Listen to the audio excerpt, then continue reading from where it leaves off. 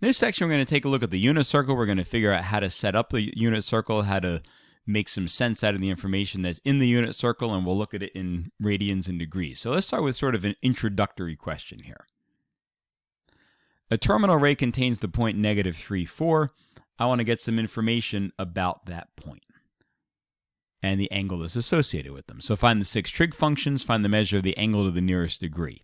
All right, so if I've got a set of coordinate axes, where is the point -3, 4? Well, it's got to be 3 units to the left and 4 units up. So roughly up there, right? -3, 4. So it's going to go 3 units in this direction and 4 units in that direction. Now, I could figure out what the hypotenuse is, right? I could use c squared equals a squared plus b squared. Remember, when you square a negative, you get a positive. You might also recognize this as a specific type of right triangle. 9 plus 16 is 25. And so if c squared is 25, c is equal to 5. It's called a 3, 4, 5 triangle. Right? So there's theta. Now, that's actually the reference angle. If the angle itself goes from here all the way there. So let's find some information about this based on that reference angle. So the sine of theta is opposite over hypotenuse. So the opposite side is 4, the hypotenuse is 5. The cosine of the angle is adjacent over hypotenuse, so -3 over 5. Tangent of the angle is opposite over adjacent, 4/5. Now, you could do the reciprocals also, right? Cosecant is the reciprocal of sine. So once you have sine, just flip it over. Instead of opposite over hypotenuse, you got hypotenuse over opposite. Reciprocal of cosine is secant. So instead of adjacent over hypotenuse, you got hypotenuse over adjacent. And then the reciprocal of tangent is cotan. Flip it over, you get 5/4. Now, if you want to find the actual measure of the angle, then you need to take an inverse trig function. Interesting. If you were to take the inverse sine of 4/5, what would you get? Do you think you would get an angle that's in the second quadrant or not? Let's try it. If I type in my calculator the inverse sine of 4/5, I get 53.1 degrees.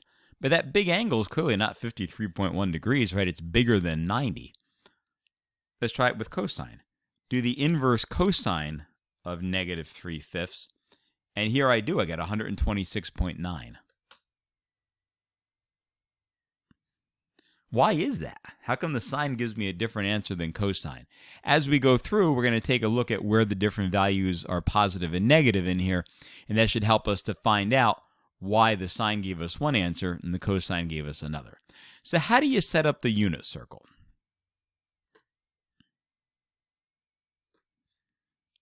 Well, the unit circle is a circle with a radius of 1.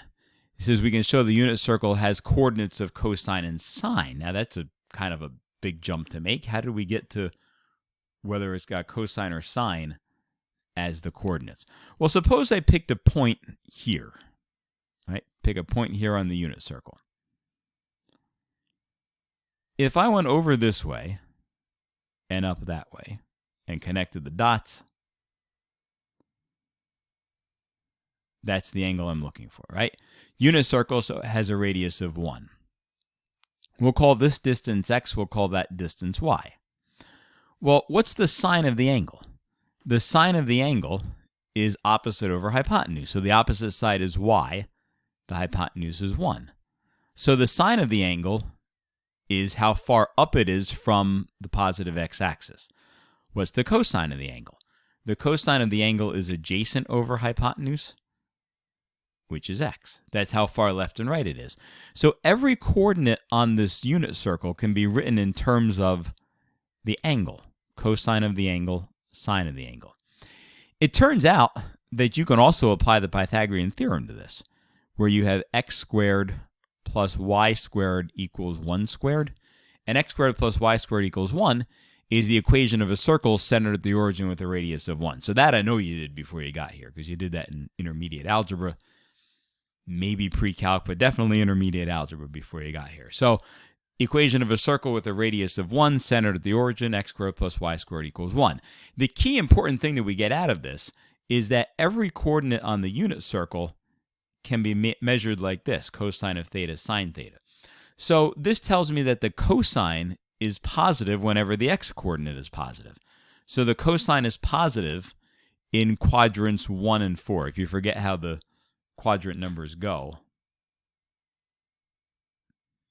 this is quadrant 1, quadrant 2, quadrant 3, quadrant 4.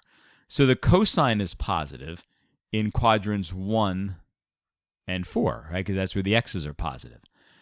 The sine is positive when the y values are positive. So that's quadrant 1 and 2. The tangent is positive whenever the sine and cosine have the same sign. So in quadrant 1, cosine and sine are both positive.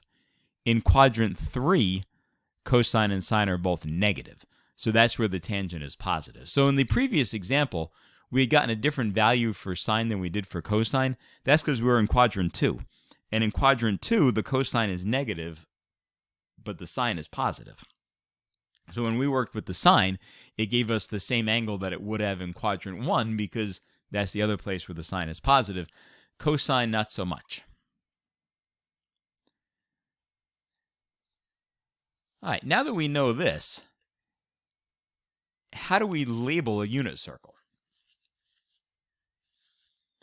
I'm going to show you how I would label a unit circle. Once you get the first quadrant in there, the rest of it falls into place. So the first thing I might want to do in my unit circle is put in some measures in terms of radians and degrees.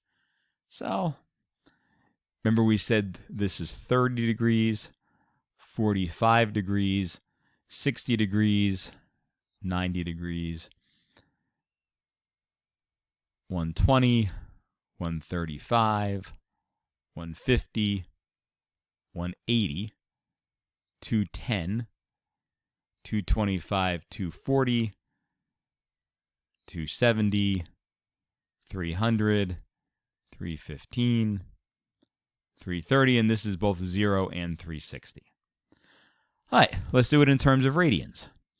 When you set it up in terms of radians, we start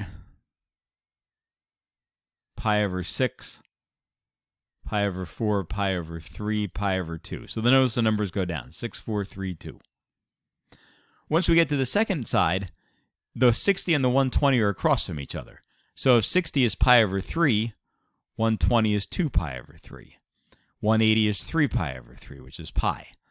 Add 60 more, 240 is 4 pi over 3. Add 60 more, 300 is 5 pi over 3. Now do your sixes. 30 plus 30 is 60, plus 30 is 90, plus 30 is 120. So there's your 4 pi over 6. What do I have to fill in? Here's 5 pi over 6. Here's 7 pi over 6. Here's 11 pi over 6. And then the last thing I have to do is fill in the quarters. Actually, no, I can fill in the bottom of this, right? This is 3 pi over 2. I don't miss that one. All right, for my quarters, 45, 90, 135, so pi over 4, 2 pi over 4, 3 pi over 4. This down here is 5 pi over 4. Walk across the hall, 315 is 7 pi over 4. So my unit circle is getting a lot of numbers on here.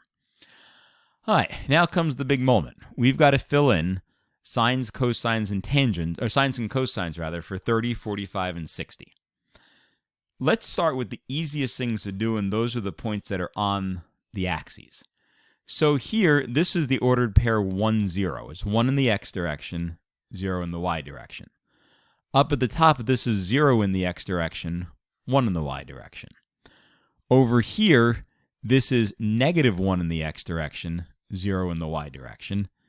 And this is 0 in the x direction, negative 1 in the y direction. So those are sort of my 4 anchors. I'm going to draw 2 triangles in the corner over here. I'm going to draw 30, 60, 90. That's 1. That's 2. That's the square root of 3. And I'm going to draw 45, 45, 90. Ugh, kind of. 1, 1, square root of 2. All right. From that, I can figure out everything I need. How does this go?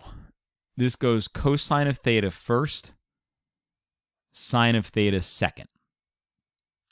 So what's the cosine of 30 degrees? The cosine of 30 degrees is adjacent over hypotenuse, square root of 3 over 2. What's the cosine of 60 degrees? It's got to be adjacent over hypotenuse also, 1/2. Now, once you have those two numbers, and for 45, the cosine is 1 over the square root of 2, but I'm going to rationalize my denominator for 1 over the square root of 2 by multiplying top and bottom by the square root of 2 until I get square root of 2 over 2. Once you have those three numbers in place, the entire rest of your unit circle falls in the right spot. Why? Because if square root of 3 over 2 is the cosine of 30, then the sine of 30 is the complement, which is 1/2. Which means if the cosine of 60 is 1/2, the sine of 60 is square root of 3 over 2. And for 45 degrees, sine and cosine are both the same. Now, what happens in the second quadrant? As I walk across from the first quadrant to the second quadrant, the y values stay the same, the x values change sign.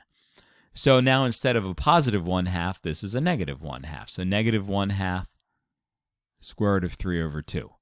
The next one will become negative square root of 2 over 2 square root of 2 over 2. The next one will become negative square root of 3 over 2 1/2. Okay, what happens when all those points come down to the third quadrant?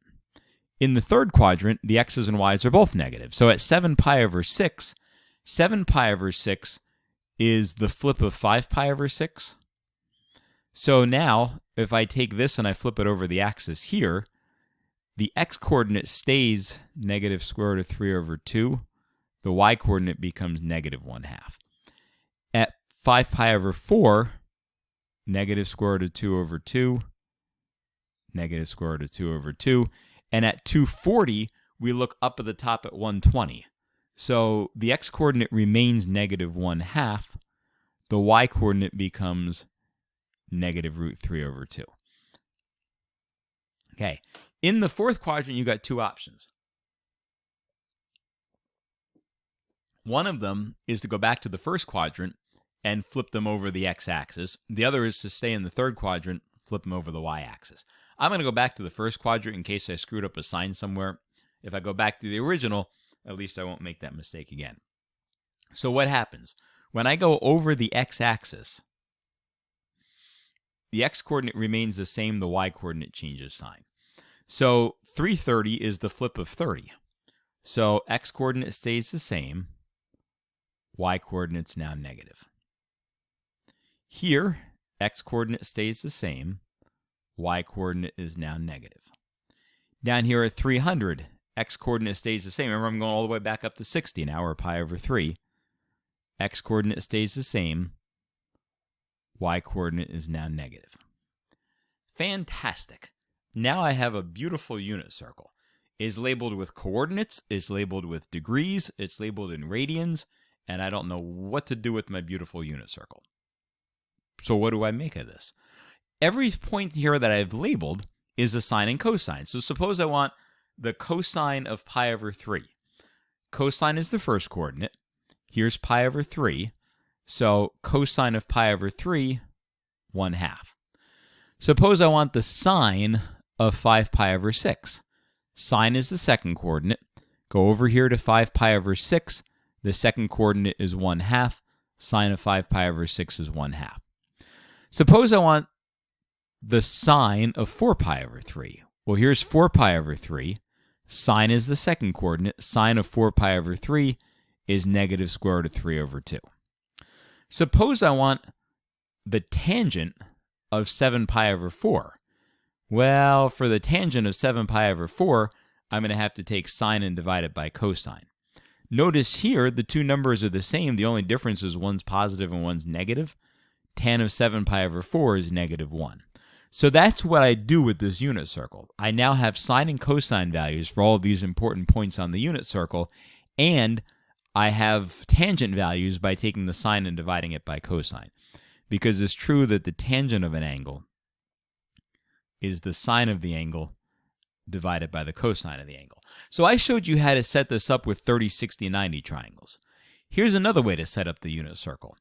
Once you get that first quadrant, right, now you want the cosine.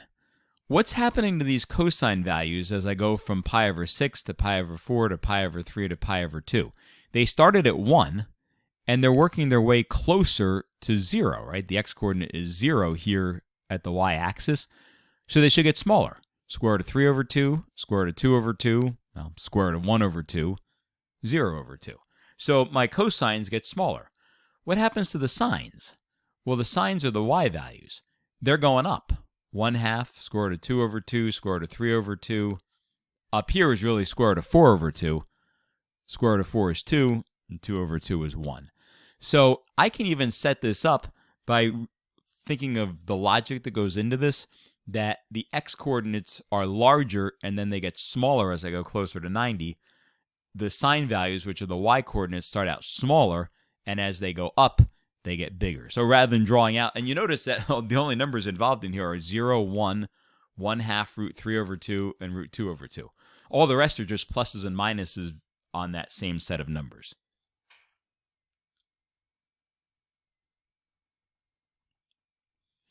All right, in the next video, we're going to figure out what to do with this unit circle. But it is important that you understand how to set this up, because I'm not going to give you unit circles for tests and stuff. You're going to have to make your own unit circle.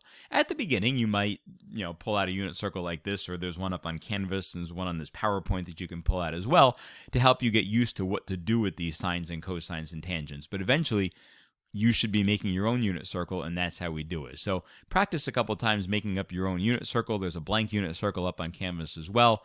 Once you get good at it, then you can use that information to find sines and cosines and tangents for these important angles on the unit circle.